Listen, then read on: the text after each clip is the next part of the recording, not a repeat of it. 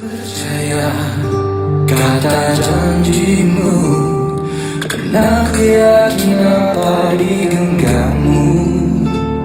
Keharuman sedang di surga, bukan kilauan sebilah berlatih. Okey, a'udzubillahi minasyaitonirrajim. Bismillahirrahmanirrahim. Assalamualaikum warahmatullahi wabarakatuh. Alhamdulillahirabbil alamin. Wassalatu wassalamu ala asyrafil anbiya'i wal mursalin wa ala alihi wa sahbihi ajma'in. Qala rabbi shrah li sadri wa yassir li amri wahlul 'uqdatam min lisani yafqahu qawli. Amma ba'd. Apa khabar sahabat-sahabat semua? Okey, boleh komen dengar ke tak dengar ke saya cakap, takut tak clear ke apa kan. Okey, boleh maklumkan dekat ruangan komen insya-Allah. Pertama-tamanya saya ucapkan terima kasih banyak-banyak kepada semua yang sudi bersama. Bolehlah ajak kawan-kawan ahli keluarga untuk bersama-sama live kita petang ni. InsyaAllah kita akan sharekan sesuatu yang sangat bermanfaat khususnya untuk wanita. Tapi bukan sahaja wanita, lelaki pun kena ambil tahu juga sebab lelaki pun akan berkahwin dengan wanita. Jadi info ni perlu diambil tahu oleh semualah insya-Allah. Hari ni kita akan berbicara mengenai ibu mengandung dan ibu menyusu. Macam manakah hukum hakam kepada ibu-ibu berkenaan di bulan Ramadan ini? Adakah hukum hakam khas untuk mereka insya-Allah? Jadi sebelum tu saya minta maaf atas kekurangan awal tadi. Saya pun pertama kali untuk menjadi host live Instagram ni. Jadi insyaAllah kita doakan semoga perjalanan live kita hari ini berjalan lancar seperti mana yang dirancang insyaAllah. Jadi saya ingin menyuruh sahabat-sahabat semua untuk komen sikit. Sekiranya anda boleh mendengar suara saya dengan jelas, tolong bagi feedback. Adakah dengar ke tak dengar ke? Saya nampak ramai sahabat-sahabat saya yang join, sahabat-sahabat Nisa Selangor dan semua, insya-Allah. Okey. Sangat jelas. Okey, terima kasih Nas. Nur Amira 301293. Okey, alhamdulillah. Okey, saya nampak jemputan kita dah wave. Okey. Sebelum kita mulakan bersama jemputan, saya ingin bercerita sikit berkenaan dengan Nisa. Sebelum ni saya ada live bersama sahabat saya Aisyah. Kita ada cerita sedikit tentang Nisa. Hari ni saya nak cerita lagi sikit berkenaan Nisa. Apakah Nisa ni? Mungkin ada sahabat-sahabat yang baru join, jadi tak tahu apakah Nisa ni. Nisa ni satu NGO khusus untuk wanita di bawah 40 tahun ke bawah lah insyaAllah. Dan kita buat program-program yang bersesuaian untuk umur-umur wanita 40 tahun ke bawah. Dan di bawah Nisa ni kita ada beberapa unit. Maksudnya kita nak memastikan Nisa ni boleh buat program yang menyeluruh, mengikut kehendak wanita. Jadi kita ada beberapa unit di bawah Nisa. Kita ada unit kebajikan dan kaunseling, UKK nama dia, akan merangka program-program yang berbentuk kebajikan, apa-apalah kebajikan yang ad hoc. Macam sekarang ni kita sedang lancarkan, kita sedang berjalan program yang terkini, Nisa Small Kindness COVID-19. InsyaAllah kita masih lagi menjalankan program tersebut. Dan kita setakat ni untuk Nisa Selangor sahaja kita dah memberikan sumbangan-sumbangan yang anda telah bagi kepada lebih daripada 30 keluarga. Saya rasa hampir 50 keluarga.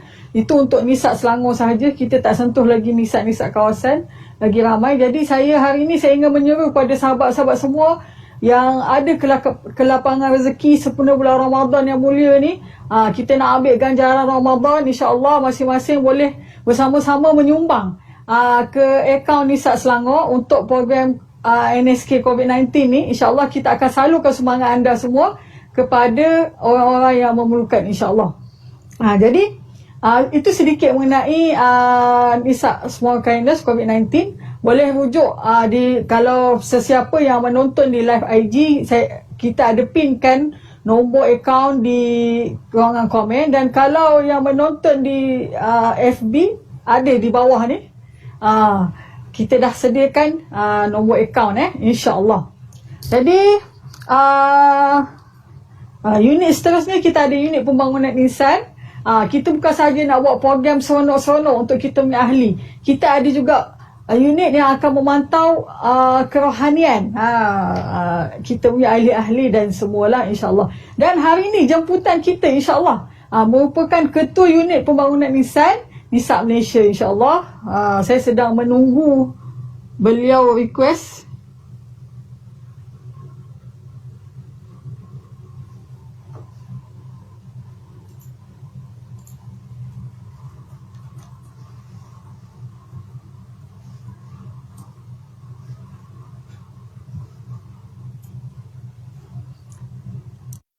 So, okay.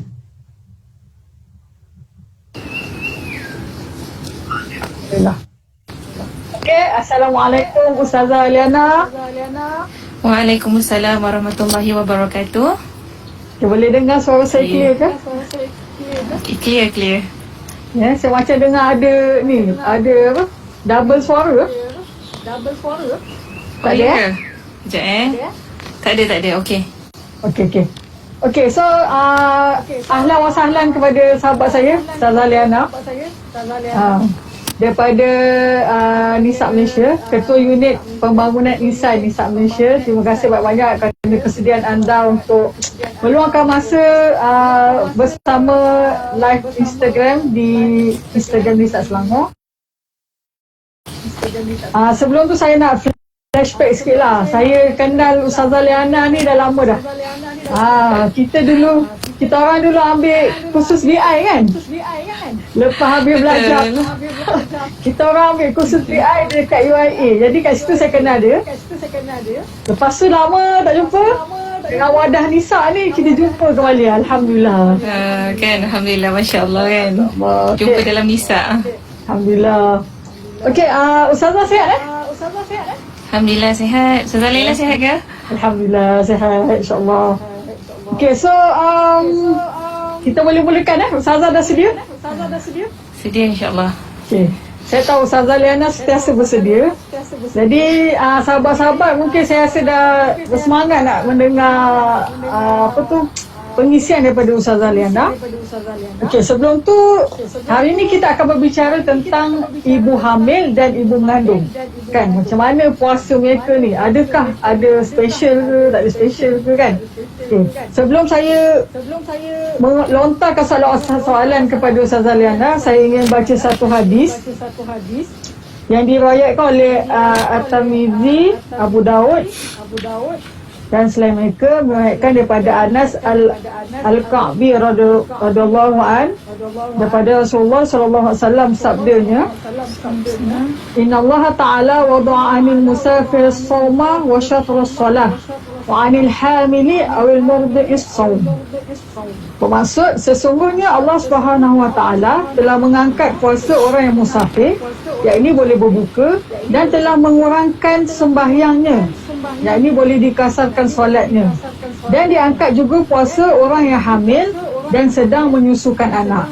Okey, maksud diangkat kat sini, hari inilah kita nak kupas macam mana kan.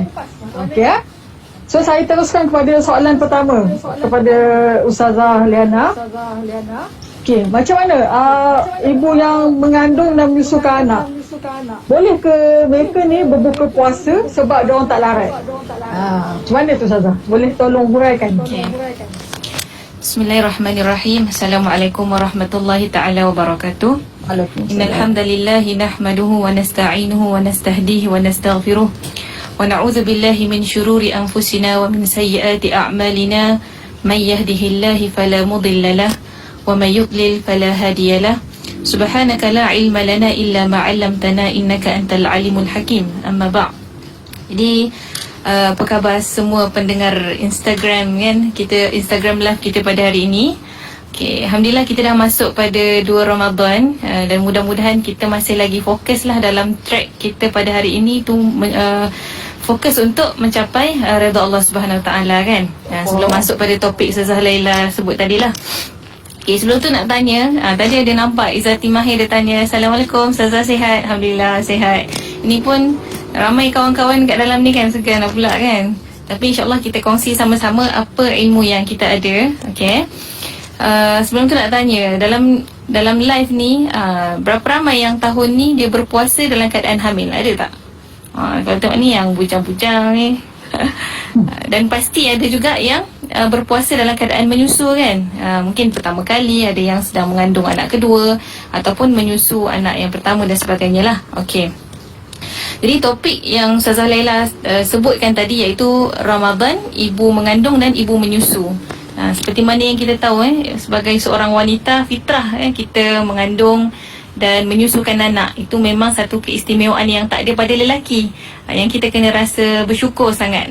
Hebatnya seorang perempuan tu pada kekuatan dia mengandung, bersalin lagi dan menyusukan anak.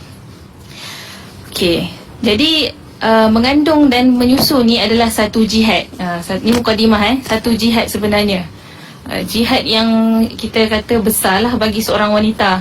Saya sendiri pun tak adalah anak ramai, baru ada seorang kan. Tapi kita dapat rasalah pengalaman mengandung ni. Selama ni kita tengok orang alahan dan sebagainya, bila sendiri merasa, barulah kita tahu, ya Allah, besarnya pengorbanan ibu kita mengandungkan kita, melahirkan kita. Nak keluarkan satu jasad kan daripada badan kita ni, nak baby tu jasad lah, satu lagi nyawa, bukan perkara yang mudah. Dia bertarung antara nyawa kita dan nyawa anak tu sendiri. Jadi Allah merakamkan dalam Al-Quran, boleh catatlah, Allah rakamkan dalam Al-Quran, seorang anak apabila dia telah dewasa, dia perlu kenangkan jasa ibu dia yang mengandungkan dia, yang menyusukan dia. Yang pertama dalam surah Luqman ayat yang ke-14. Ni masing-masing kita dah hafal lah dekat sekolah dulu kan. A'udzubillahi minasyaitonirrajim. Wa wassaynal insana biwalidayhi hamalathu ummuhu wahnan ala wahnin wa fisaluhu fi 'amaini an ishkur li wa liwalidayka ilayal masir. Apa maksudnya? Allah kata dalam Quran surah Luqman, dan kami telah mewajibkan kepada anak ni untuk berbuat baik kepada kedua ibu bapa. Hamalathu ummuhu wahnan ala wahnin. Maksudnya ibunya telah mengandungkannya dengan lemah demi kelemahan. Wahnan tu maksudnya lemah. Orang yang mengandung ni dia merasa kelemahan demi kelemahan. Dia biasa kita mengandung kan ada 9 bulan kan. Dia bahagi kepada 3 fasa. Fasa 3 bulan pertama, 3 bulan kedua, 3 bulan yang ketiga. Jadi setiap fasa ni dia ada cabaran-cabaran dia. Biasanya fasa pertama, ibu-ibu ni akan rasa alahan. Mula-mulalah dia akan rasa mabuk teruk sampai tak boleh bangun, sampai makan muntah, tak boleh masuk nasi langsung.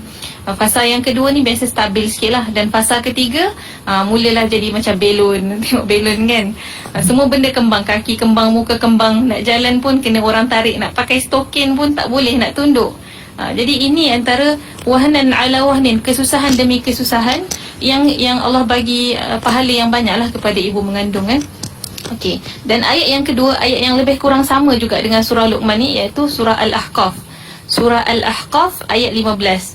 A'udzubillahi minasyaitonirrajim. Wa wassaynal insana biwalidayhi ihsana hamalathu ummuhu kurha wa wada'athu kurha wa hamluhu wa fisaluhu 30 syahra ila akhiril ayah. Okay. Sama juga lebih kurang maksud yang tadi.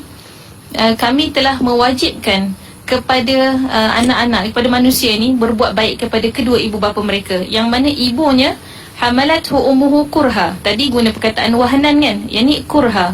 Sama dalam bahasa Arab masuk kurha ni dengan bersusah payah. Seorang ibu ni bila dia mengandung dengan sangat susah payah. Wa wada'athu kurha, bersalin pun susah. Kemudian hamil dan juga bercerai susu selama 30 bulan. Bermaksud menyusukan anak ni dalam Quran menyarankan selama 2 tahun. Okey. Jadi berdasarkan 2 ayat ni, kita tahulah bahawasanya mengandung dan menyusu ni bukan satu perkara yang mudah. Allah sendiri sebut dalam Quran, mengandung ni penuh dengan rasa lemah, rasa susah. Jadi kita tengok ibu-ibu mengandung yang puasa kan, janganlah kita kata takkanlah selama ni boleh tak boleh kan. Jadi ibu-ibu lagi-lagi yang pertama kali mengandung ataupun yang pertama kali menyusukan anak, memang akan merasai cabaran itulah. Jadi kita kena sama-sama faham kondisi ibu mengandung dalam keadaan berpuasa. Okey. Jadi kalau berpuasa dalam keadaan mengandung atau menyusukan anak, sebenarnya pahalanya sangat berlipat ganda. Sebab puasa itu sendiri, cuba tanya Ustazah Laila kan. Ya. Ustazah Laila penat tak puasa? Biasa, jujurlah, kita rasa penat kan? Penat Dah dia ada tak? kalau penat, kalau panas banyak kan. Betul, memang penat kan. Lagi kalau siapa-siapa yang belajar dekat Mesir, Madinah, Mekah sana, memang cuaca musim panas adalah bulan Ramadan. Ramadan tu sendiri maksudnya adalah rahmat, bulan yang panas. Ya, betul. Bayangkan ibu yang mengandung, yang menyusu sudahlah penat, campur lagi dalam bulan Ramadan yang kita sihat ni pun kita rasa penat, bertambah lagi penat. Jadi mujahadah ibu yang mengandung dan menyusu berpuasa ni sangatlah dinilai oleh Allah Subhanahu Wa Taala. Okey. Baru masuk soalan. Adakah wajib berpuasa? Adakah wajib berpuasa? Macam mana yang kita tahu puasa ni adalah salah satu rukun Islam. Bila rukun Islam, tidak mesti tidak dia adalah puasa yang wajib. Itu asas dia lah. Puasa Ramadan adalah puasa yang wajib dilakukan bagi semua Muslim yang baligh, yang berakal, sihat tubuh badan. Tapi tengok juga pada syarat kan. Syarat wajib berpuasa. Bila tak cukup syarat, maka tak perlu berpuasa. Syarat yang pertama, kita study baliklah Nisa Malaysia, Nisa Selangor semua dah keluarkan syarat-syarat wajib puasa ni. Betul. Pertama, Muslim. Tidak wajib berpuasa bagi orang kafir dan bukan Islam. Kedua, mukallaf, iaitu baligh dan akil. Mesti sudah baligh dan tidak gila. Yang seterusnya, suci daripada haid dan nifas. Dan yang kelima, mukim, orang yang menetap, bukan orang yang musafir. Orang yang musafir tidak wajib berpuasa. Dan yang terakhir, ni kita punya perbahasan, iaitu mampu, iaitu sihat. Mampu dan sihat, tak ada masalah, doktor tidak sahkan apa-apa, maka dia wajib berpuasa. Jadi hukum bagi ibu yang mengandung dan ibu yang menyusukan anak yang sihat dan mampu adalah wajib. Itu asas je lah. Bila badannya sihat, tubuh badannya kuat, maka wajib. Tetapi dari sudut keringanan kan, dua golongan ini diberikan keringanan oleh Allah Subhanahu Wa Taala. Di sana ada keharusan berbuka. Kalau tadi kewajipan berpuasa, tapi ada keharusan berbuka. Maksudnya hukum berbuka dekat situ boleh jadi haruslah. Boleh jadi berbuka. Sebab kita tahu kan, dekat macam kita ni banyak kemudahan bagi ibu mengandung dengan ibu menyusu. Contoh kita nak naik LRT, train kan, pergi mana-mana, mesti ibu mengandung dikhususkan tempat duduk dia. Sama juga kalau kita nak masuk lift, diutamakan ibu yang mengandung dan ada anak kecil. Betul. Jadi Islam pun lebih lagi lah kan. Islam ni adalah agama yang mudah. Innallaha yuridu bikumul yusra wa la yuridu bikumul usra. Allah mahukan kemudahan bagi kamu dan tidak mahukan kesusahan. Jadi ada keharusan berbuka, tapi kita kena tahulah bila yang boleh berbuka. Jadi inilah yang kita kena tahu. Ibu-ibu mengandung ni bukan asal mengandung je kita buka puasa kan. Asalkan menyusu buka puasa. Kita kena check semulalah syarat-syarat bila yang boleh berbuka puasa. Yang pertama, ini kita kena tanya kepada doktor ataupun pakar perubatan lah, yang boleh mengesahkan kita ni sihat ke tidak kan. Kita ni dia ada tanda-tanda dia lah. Kalau ibu mengandung ni, pertama biasa ada alahan yang teruk. Bila ada alahan yang teruk ni membolehkan untuk berbuka. Contohnya muntah-muntah, makan muntah. Bila muntah banyak, bermaksud air yang keluar daripada badan kita tu muntah kan. Jadi kita akan dehidrasi, kurangnya air dalam badan. Kurang air dalam badan dan perkara tersebut akan memudaratkan ibu yang mengandung ataupun ibu yang menyusu, serta anak yang dalam kandungan pun terjejas sama seperti anak yang disusukan. Jadi kalau ada alahan yang teruk, biasanya doktor akan bagi tahulah yang puan tak sesuai untuk berpuasa. Kita kena juga ingat yang nyawa kita ni, kita mengandungkan nyawa, satu lagi nyawa. Macam tu. Okey, dan saya ada baca juga ada seorang doktor nama Dr. Zila ni, dia kongsikan beberapa perkara, iaitu bila tanda-tanda ibu yang mengandung ni tidak sesuai untuk berpuasa. Okey, antaranya Kalau mula rasa pening, nak pengsan sampai pengsan, bila dah ada tanda-tanda tersebut, maka jangan bertangguh-tangguh lagi, silalah berbuka puasa. Ada keharusan di situ. Jangan paksa diri kan. Okey, yang kedua, loya atau muntah-muntah seperti yang saya sebut tadilah, yang macam alahan tu kan. Loya atau muntah-muntah. Dan seterusnya, kalaulah bayi tu dah meningkat usia ke 5 bulan kan, biasanya bayi akan mula bergerak bila 5 bulan dan ke atas. Dan once ibu-ibu dia kena kira pergerakan bayi ni tadi, kena cukup. Doktor akan pastikan, puan tolong kira pergerakan bayi cukup 10 kali dalam tempoh 24 jam. 24 jam ke 12 jam, tak ingat dah kan. Tapi kena cukup lah 10 kali pergerakan. Jadi bila ibu yang mengandung ni tadi berpuasa, dia kena tengok juga, dia kena rasa lah, dia kena kira. Kalau tiba-tiba bayi dia tu bergerak 5 kali je, tak macam biasa kan. Jadi dari sudut perubatan pun itu ada something wrong. Sepatutnya bayi kena aktif lah. Bila kita dah sedar benda tu, jadi kena berbuka puasa. Okey. Lagi sekiranya urin ataupun warna buang air kecil tu gelap, berbau dan pekat sedikit, itu pun tanda ibu tu kurang air dalam badan. Dan ini pun bahaya jugalah, takut terkena jangkitan kuman di dalam saluran air kencing. Okey, dan seterusnya sekiranya ibu tu tersebut merasakan tiba-tiba sakit nak beranak. Sakit nak beranak ni tahu macam mana Ustazah Laila rasanya? Tahu. Dia rasa yang ini tak boleh nak diceritakan lah, dia kena melalui sendiri. Tiba-tiba rasa sakit contraction. Sepatutnya baby dia keluar bulan 12. Ini baru 7 bulan dah rasa sakit kontraksi, dan ketika itu dia berpuasa. Kan? Jadi itu antara tanda-tanda yang ibu hamil boleh berbuka puasa. Okey, biasa kalau ibu hamil ni kita pergi cek dekat klinik kesihatan kan, dia akan cek gula, tekanan darah. Yang ni akan menentukan kesihatan ibu, dan dia sangat berkait rapat dengan kesihatan janin juga.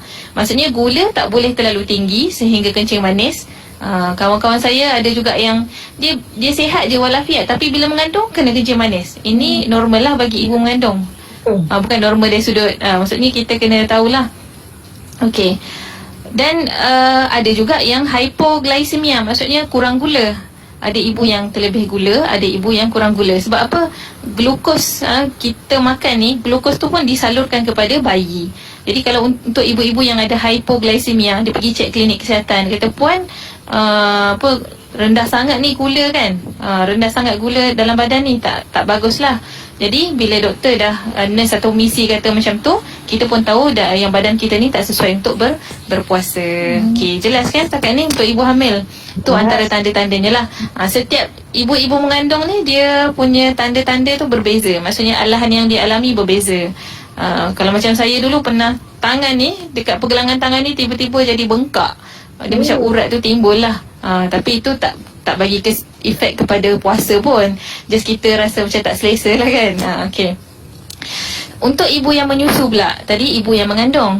Kalau ibu yang menyusu, bila dia nak tahu yang dia diharuskan berbuka? Okay. Pertama, sama juga kes dia seperti ibu yang mengandung tadilah. Kalau dia alami muntah-muntah, loya, kan, sangat dahaga. Kita semua ni dahaga, tapi kalau dahaga ibu menyusu ni, dia berganda. Sebab apa? Bila kita menyusukan bayi, kita keluarkan air lah, ASI tu, air susu tu daripada badan. Bila mana nak keluar susu tu kalau kita tak makan dan minum, betul?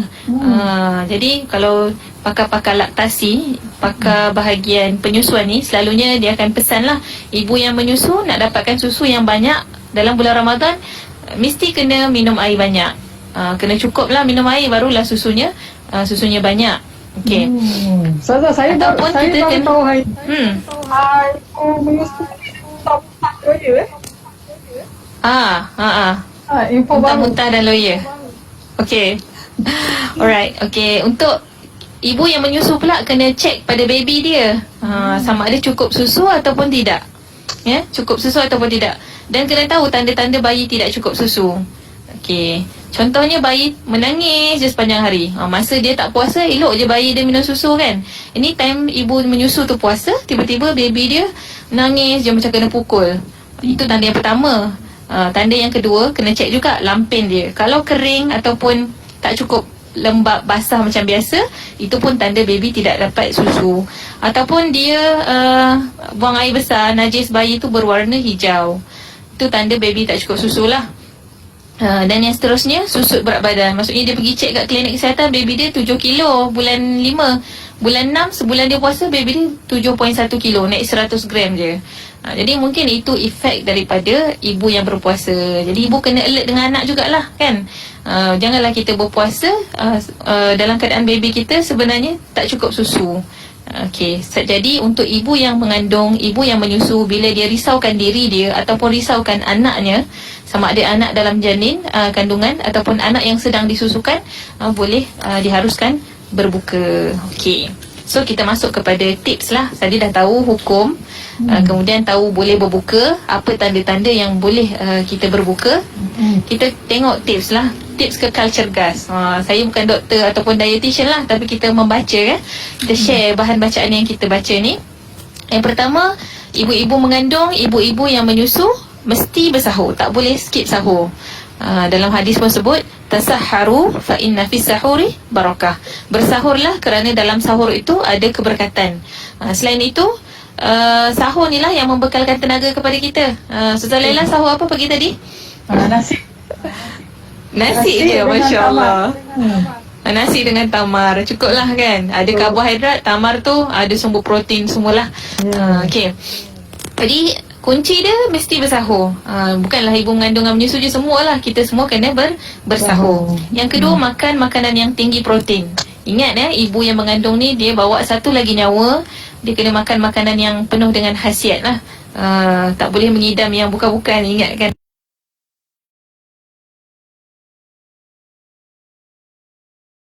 Anak dalam kandungan tu kan, protein yang tinggi, contohnya makan telur, makan ikan, insya-Allah makan makanan yang berkhasiat, Allah akan bagi tenaga kepada kita untuk berpuasa. Yang seterusnya, makan makanan yang tinggi serat seperti buah-buahan, seperti sayur-sayuran. Jangan kita pilih lauk, sayur yang hijau kita tolak tepi kan, kita kutip-kutip tak tepi, kena makan juga. Sebabnya anak kita yang dalam kandungan tu pun nak makanan yang berkhasiat. Sama juga kita susukan baby. Baby tu minum susu je, tapi mana dia nak dapat zat tu? Apa yang kita makan lah. Macam ada seorang kawan saya tu, dia punya anak demam.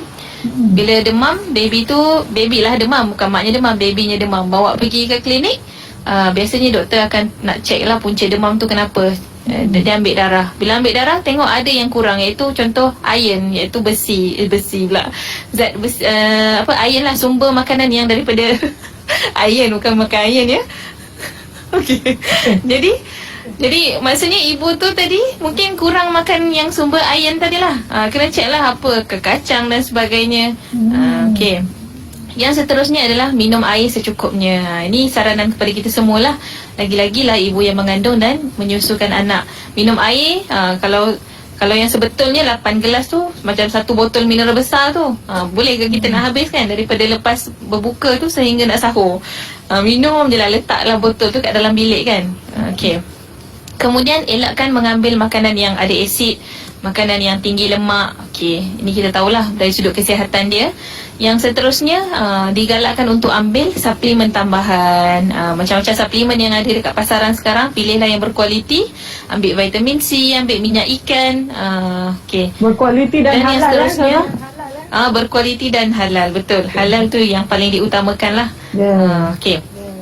Dan tidak berbuka berlebihan. Untuk ibu mengandung ni, biasanya bila baby tu dah membesar dalam dia punya rahim kan, dia akan menolak kan semua organ-organ yang ada dekat dalam tubuh badan kita tu. Biasanya kalau ibu mengandung ni, dia rasa macam asyik nak buang air kecil je. Sebabnya rahim tu dah menolak lah pundi kencing tu kan. Sama juga kalau makan banyak, ibu-ibu mengandung ni senang pedih ulu hati. Dia rasa macam tak selesa kat bahagian atas perut. Sebab apa? Bila makan banyak sangat, dia akan menolak lah bahagian tu, dia akan berasid lah. Ni antara yang dibaca lah. Okay, antara tips-tips kekal cergas bagi ibu hamil dan menyusu. Okay, ada soalan ke Ustazah Laila? Okey, ada. Sebenarnya dia orang kat saya bagi. Okey. Okey. Jadi tadi kita dah tahu ibu hamil. Tadi kita dah tahu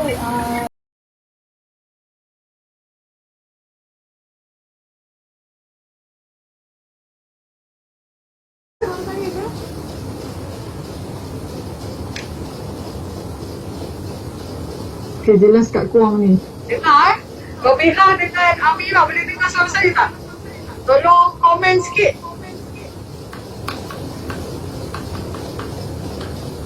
Okey. Sekejap ya Ustazah Lena, maaf lah kami. Saya pun amatur bab-bab ni. Ini pun pertama kali juga ni. Jadi kita memang benda biasa lah. Kita kau panggil Ustazah kan. IT ni panggil kan.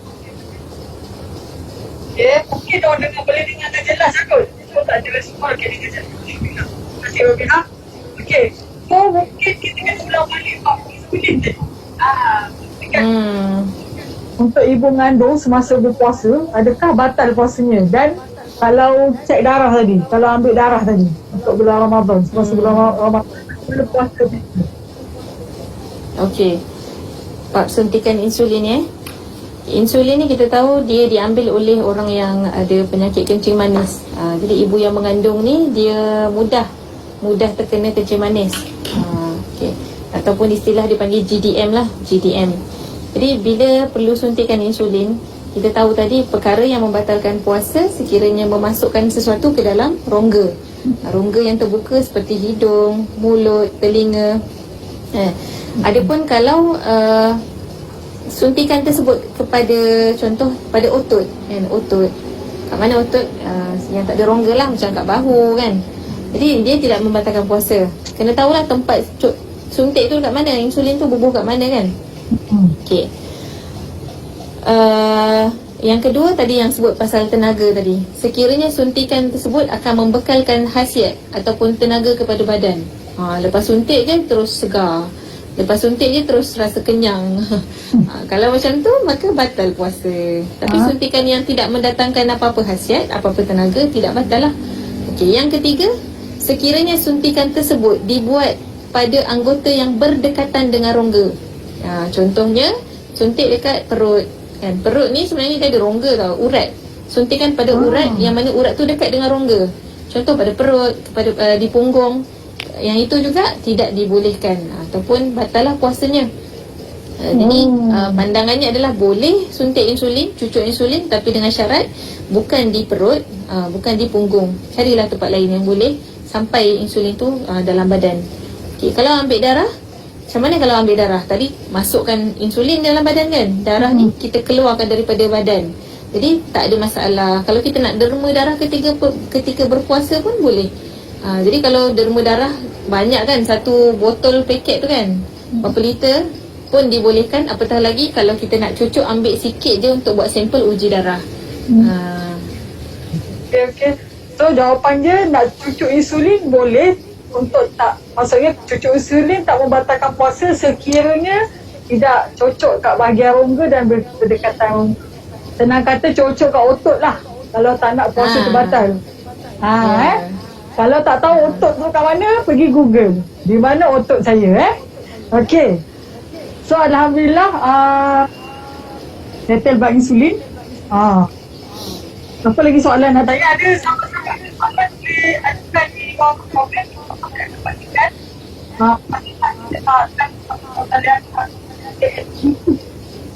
Pada hari ini kalian yang baca. Okey, seterusnya Ustazah.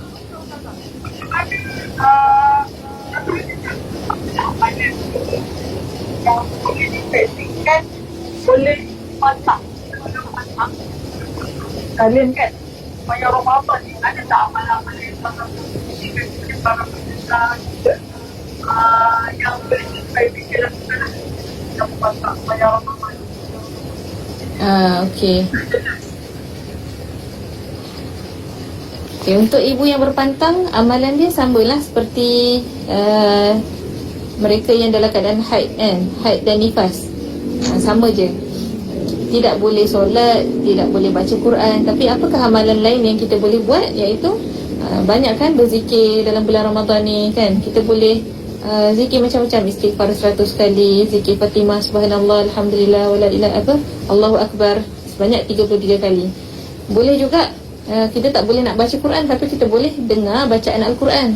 Pasanglah, ataupun kalau ada ahli keluarga kita baca Quran, kita duduk sekali dekat situ. Duduk sekali, dengar bacaan Al-Quran. Dengar tak? Ni ada Anis Syuhada tulis tak jelas. Itulah. Okey.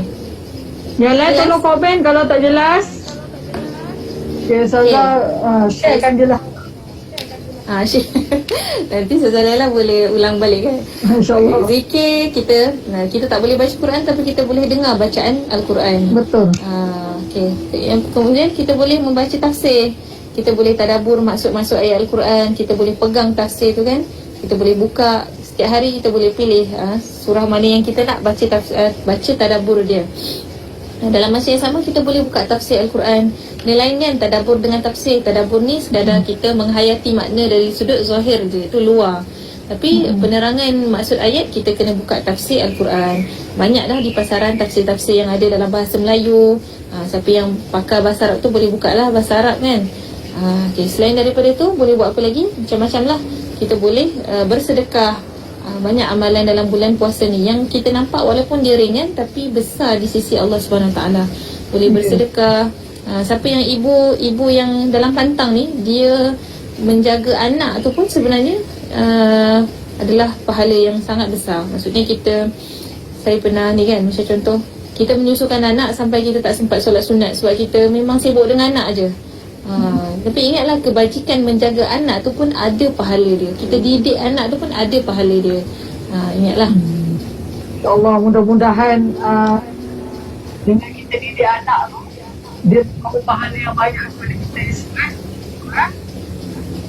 Kalau Ustazah Laila on off, Ustazah Liana jelas. Okay, saya nak buat macam mana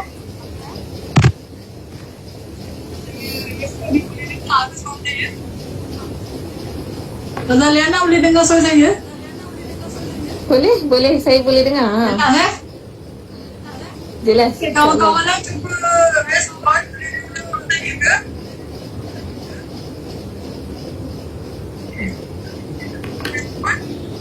Tak komen sedikit lah.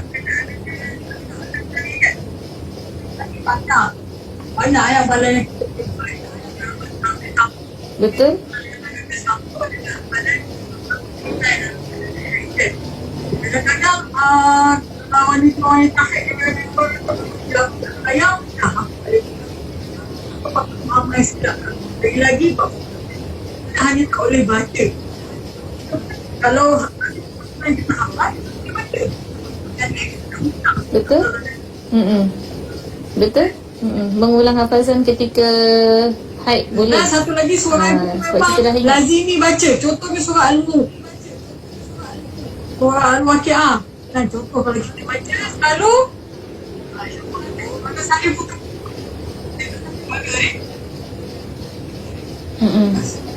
Okey, tak apa, kita teruskan je lah. Okey dah. Okey. Bab-bab teknikal ni saya tak apa-apa dah pandai sangat. Samalah kan, isu teknikal. Okey, sahabat-sahabat saya apa? Masak lagi. Kemas Ustazah Laila. Okey. Ustazah Laila sebut tadi, kalau dalam keadaan, saya ulang lah ya, Ustazah Laila sebut tadi, dalam keadaan berpantang, tak boleh nak baca Quran kan, tak boleh nak membaca Al-Quran. Tapi kalau kita sudah hafaz ayat tersebut, ataupun surah yang kita biasa baca, contoh Al-Mulk, Al-Fatihah, kita baca ayat kursi pun ayat Quran juga. Ataupun kita baca doa-doa Rabbana atina fid dunya hasanah, itu ayat Quran juga. Maka tak ada masalah untuk kita baca doa-doa yang daripada Al-Quran, sebab kita memang dah amalkan doa tersebut. Yang tidak boleh, kita baca mushaf secara direct, kita pegang mushaf yang tidak ada tafsir, kemudian kita baca memang dengan niat membaca, tak boleh. Tapi kalau dengan niat mengulang ataupun sebagai macam contoh perlindungan diri, doa tadi tu dibolehkan. Itulah yang Ustazah Laila terang tadi. Okey, so okey, sahabat-sahabat ada soalan ke? Ada soalan yang disarankan kepada saya. Kan, maksudnya ni wanita memang akan ada lari di dalam apa-apa. Kan, dia dah tengah haid dan sebagainya. Ini wanita ni dia dah tengah haid lah. Jadi, macam mana wanita yang tak puasa haid.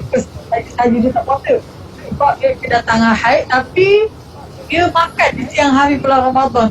Macam mana hukumnya tu? Dosa ke, tak dosa ke, macam mana? Dia nak kena tahan lapar juga, tunggu sampai begitu. Macam mana tu Nazah? Boleh terangkan? Okey. Makan kerana yalah memang tak boleh puasa lah kalau haid ni kan. Tapi sekiranya makan secara terbuka, walaupun perbuatan tu boleh pada bulan-bulan lain, bulan Ramadan pun boleh dia makan, tak ada salahnya. Tetapi secara terbuka tu, apa yang kita nak cakap kat sini dia bukanlah hukum, tapi kita perlu ambil saranan Nabi sallallahu alaihi wasallam.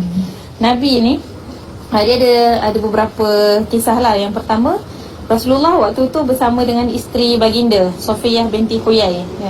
Waktu tu Nabi dengan Safiyah berdua dekat, maksudnya duduk berdua lah, dekat mungkin di jalanan kan. Kemudian ada dua orang Ansar, sahabat lalu. Jadi bila dia ternampak Nabi dengan isteri Nabi ni, dia cepat-cepat macam nak lalu lepas Nabi, kira macam nak pergilah. Kemudian Nabi tahan dua orang tadi tu. Dia kata, sini, ini Safiyah isteri aku. Kemudian sahabat tu kata, Subhanallah. Dia kata, Subhanallah ni maksudnya dalam hati kami tak ada niat pun nak fikir apa-apa. Tapi Rasulullah kata, sesungguhnya syaitan itu berjalan dalam darah manusia. Aku risaukan syaitan itu akan mempengaruhi kamu supaya kamu bersangka buruk terhadap aku, kan? Jadi Rasulullah sendiri dalam isu ni, benda tersebut boleh. Maksudnya betul tak? Kita kalau dah berkahwin dengan suami, bolehlah nak berdua kan, pergi shopping komplek berdua ke. Tapi dalam keadaan itu Rasulullah mengambil jalan untuk menutup sangkaan ataupun zon tadi itulah, supaya tidak berlaku fitnah. Sama juga seperti yang haid tadi, makan ketika siang hari di bulan Ramadan. Perkara tersebut bukanlah salah, tetapi untuk menutup sangkaan dan fitnah adalah lebih baik untuk tidak makan secara terbuka. Nak makan sorok-sorok lah. Okey, jadi boleh nak makan, tak berdosa, tapi sorok-sorok lah, janganlah tunjuk orang. Kesian orang puasa kan, itu jawapannya. Ya betul. Kalau makan, dia tak boleh puasa, dia boleh bangga pula makan, buat IG live lagi. Itu memang nak kena lah. Makan satu-satu itu memang wajar dilakukan oleh kita sebagai orang Muslim lah. Okey. betul. Ada last quote daripada Ustazah Liana. Mungkin kita boleh end kan kita punya live ni. Dah sejam. Okay, Ustazah kita ambil masa lebih lah hari ni. Okay, Ustazah ada apa-apa pesanan kepada sahabat-sahabat kita yang bersama kita sekarang ataupun mereka yang menonton ulangan nanti, ada apa-apa pesanan daripada Ustazah Liana?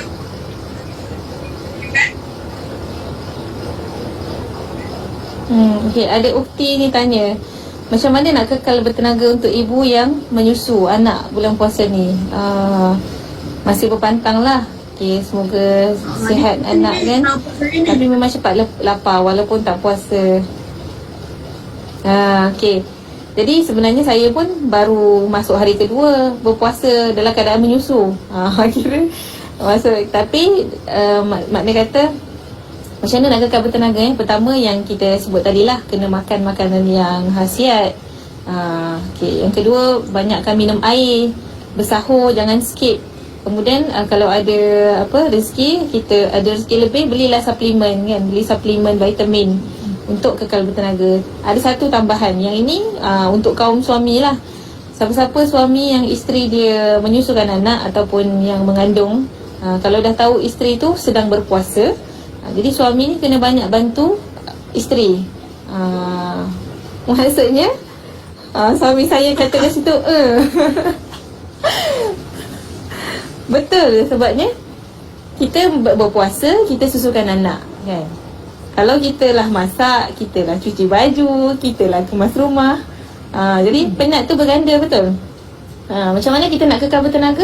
Kita dah buat dah semua tadi, kita dah makan berhasiat, kita dah minum air, tapi peranan suami membantu meringankan kerja isteri, mandikan anak, itu boleh buatkan kita tak adalah terlalu letih. Tersenyum-senyum suami saya dekat sana kan, sebab dia banyak bantulah. Jadi kena pesanlah dekat suami kan, cakap tolonglah supaya kita tak adalah terlampau letih untuk buat semua kerja tu. Itulah. Kalau lah suami tak dapat, dia boleh bercadangkan. Suami-suami boleh sediakan mic. Betul tak? Betul. Kalau ada duit lebih bolehlah sediakan pembantu rumah kan. Apa pun ya sahabat-sahabat saya share lah. Saya kawan-kawan semua dah kahwin. So, dia orang share zaman sekarang ni kahwin memang kena sebab sekarang ni bukan suami je yang bekerja. Sekarang ni majoriti isteri tu bekerja. Jadi kena kadat, kena kadat kelangsungan. Bukan isteri je macam kalau kita dengar bos isteri. Tapi zaman sekarang kalau kita sekarang kat kahwin, konteks lelaki kan kita isteri je. Saya nak Betul. ya isteri. Setuju sangat, betul. Okey, so tadi Ustazah Liana menjawab soalan daripada Liana Amira. So, kita minta Ustazah bagi kata-kata akhir tu. InsyaAllah. Okey. Tajuk kita ni sangat ni kan, menarik lah. Saya pun dapat tajuk ni, Alhamdulillah suka sangat kan. Menunjukkan kepada kita yang Islam ni Islam ni agama yang mudah. Islam ni agama yang mudah, tetapi jangan kita mengambil mudah. Islam tu mudah kerana di dalamnya ada banyak rukhsah yang Allah bagi kan. Diharuskan jelaskan suara saya. Tetapi dalam kemudahan Islam ni, janganlah kita mengambil mudah dan jangan bermudah-mudah. Islam itu indah dan jangan kita menampakkan kepada orang luar yang bahawasanya Islam itu satu perkara yang menyusahkan. Jadi puasa ni macam saya, jiran sebelah ni anti Cina, sebelah kiri ni Cina kan. Dia masak tu sampai ke sini bau kan.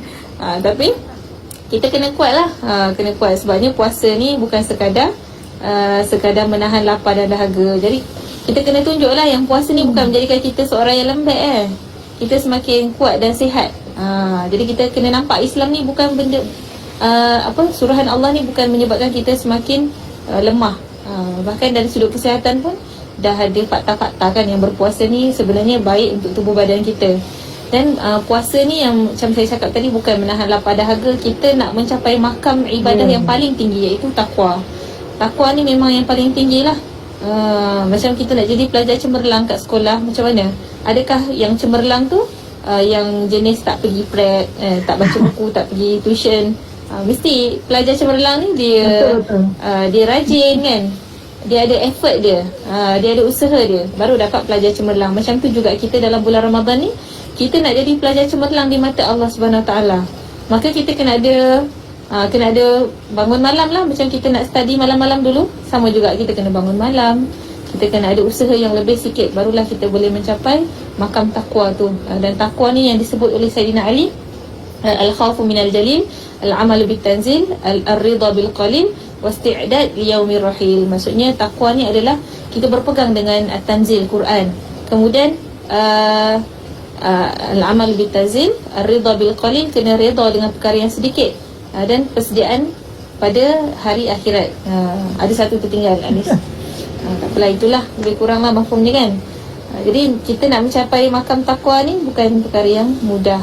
Mesti kena mujahadah.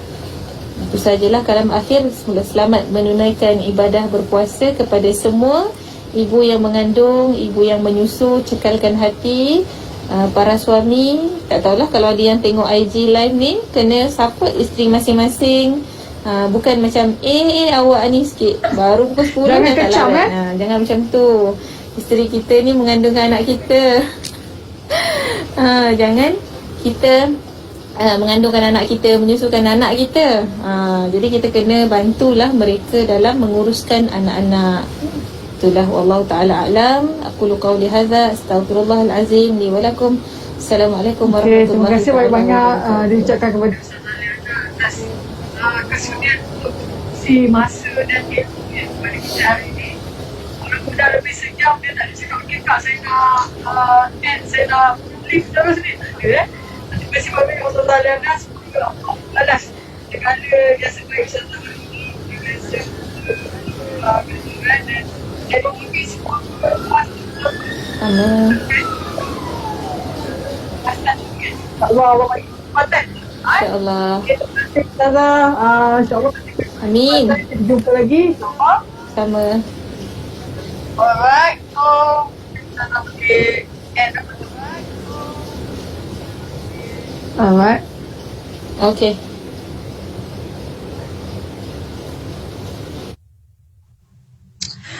Okey, terima kasih kepada semua. Alhamdulillah kita dah mendengar perkongsian daripada Ustazah Liana.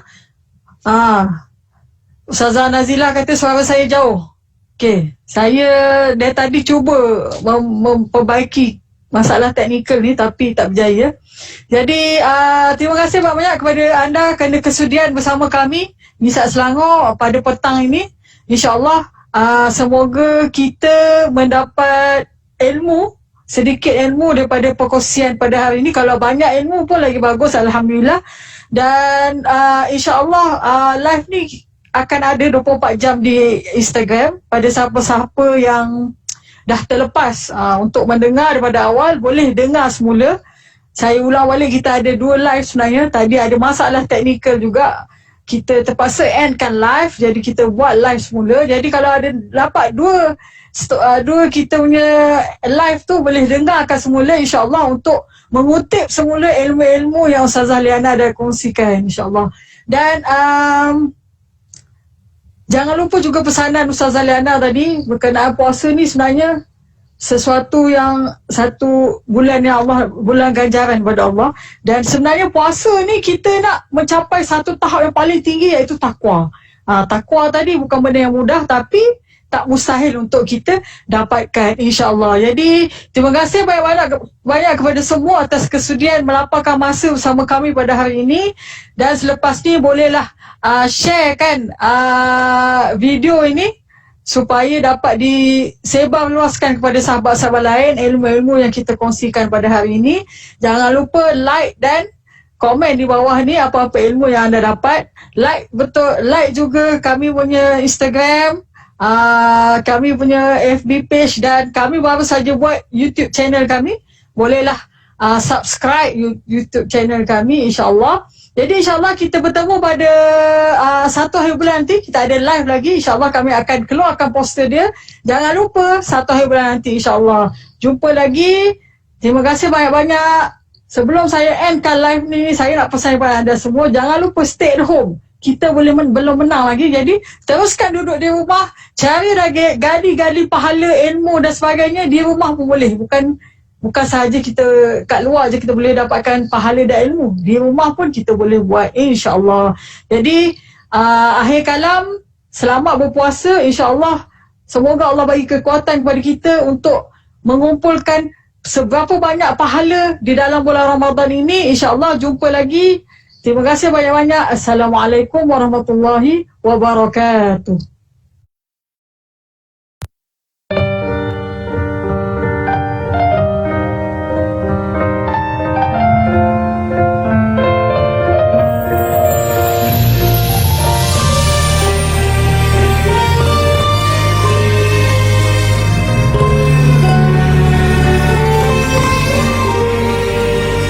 Percaya kata janjimu, karena ku yakin apa didengar.